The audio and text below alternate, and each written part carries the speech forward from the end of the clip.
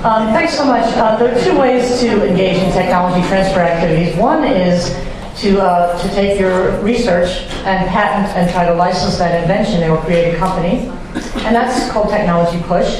There's another way to do it, and that's called technology pull, and that's where you engage your local community of industry to come to the campus and do work with faculty members to directly take a product to market, and that is really the focus of the Maryland Industrial Partnerships.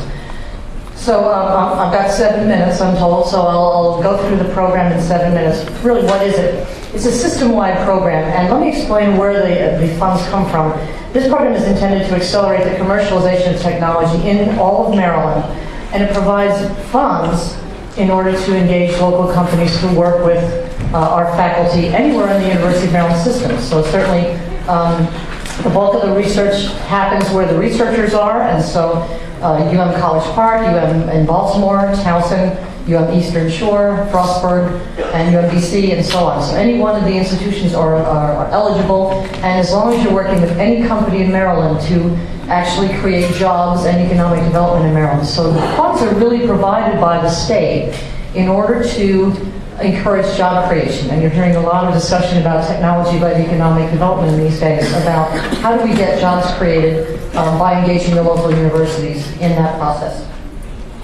So the current funding is just over $1.5 million for MIPS. It allows us to do about 35 or 6 projects a year.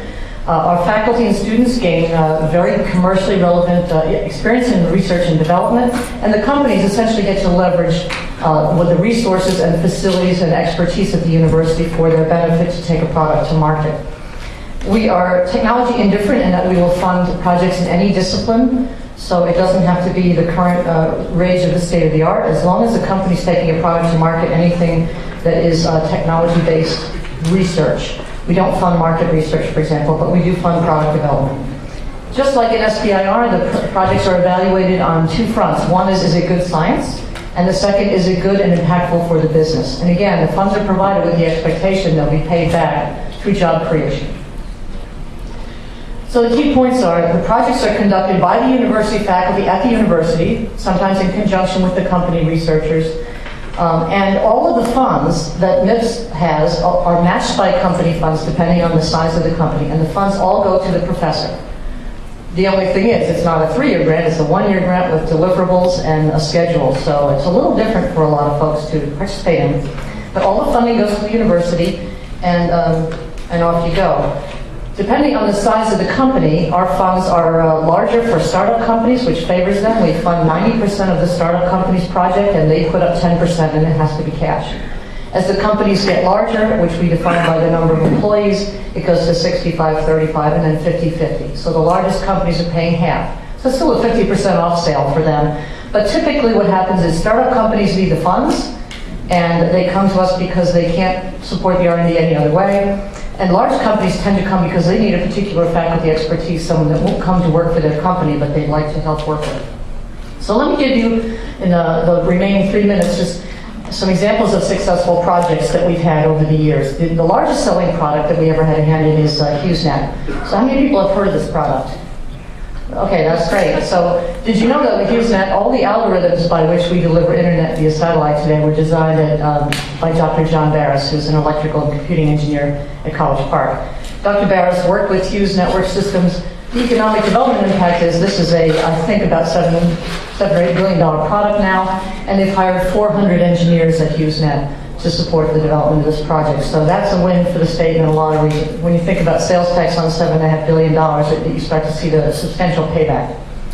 And then if you want to calculate income tax that 400 people pay, that's also good. And that's why the state provides these monies. Formulate, most folks have heard of Martex at the company. Their product is an infant formula additive that is derived from microalgae, and it is a product that we help them scale up the process for this at the University of Maryland, and that product is now sold $1.7 billion. Pete Linster, the chair of that company, said that 95% of U.S. kids under the age of 5 have now had that product in some form. It's now in Nestle Good Start. It's so cool to see a commercial where you've actually done some work and it's in a commercial product. Synergist is another product that's one of our largest selling products. We had a lesser hand in this development, But we have done a number of projects with MedImmune in a small mechanism of action study, as well as a training program for all the manufacturing workers that manufacture Synagis in Frederick. So this is again a multi-billion-dollar product. If you're starting to add up these numbers, it's about $19.5 billion so far, the impact of the products we've helped develop. Black & Decker, right here in your neighborhood, when they started to build cordless masonry drills, they had a problem with the battery running down. Professor Anjanappa at UMBC designed a drill bit that is now used in all of their line of DeWalt tools, challenging the notion that a drill bit has to be a spiral, not necessarily. And he made the drill last 6 times longer, so that's pretty cool too. And these are people who are still alive and kicking, these researchers, so these are projects that have had quite a big impact. Here's a brand new one, and this is a medical device company, CSA Medical, that came, we first met them, they were an incubator company in Baltimore City at the Emerging Tech Center. When I met this gentleman, it was a person, had one person in the company. They don't quite have 45 now, they have a little bit fewer, but they commercialized a device. It's a medical device that sprays liquid nitrogen into the lower esophagus to cure the precursor for esophageal cancer. And they did that first trial with a physician at the University of Maryland in Baltimore who's a gastroenterologist. So the bottom line is we think that not only this will be a vibrant company in Baltimore City, but they're changing the way esophageal cancer is treated in this country. So there's the overall economic impact, and these are last year's figures. It's up around $19 billion now because we've had another flu season for MedImmune and more sales for Hughes and Martech. So that's the long and short of it. If you're excited about that, we'd love to talk to you. We have some information over here, and I'll be around for quite some time. If anyone is interested in engaging with local companies, or if you already are working with local companies and want to apply for the funding, the next deadline is April 30th. So Diane, thank you so much, and it's been my pleasure to talk to you today. Thanks very much.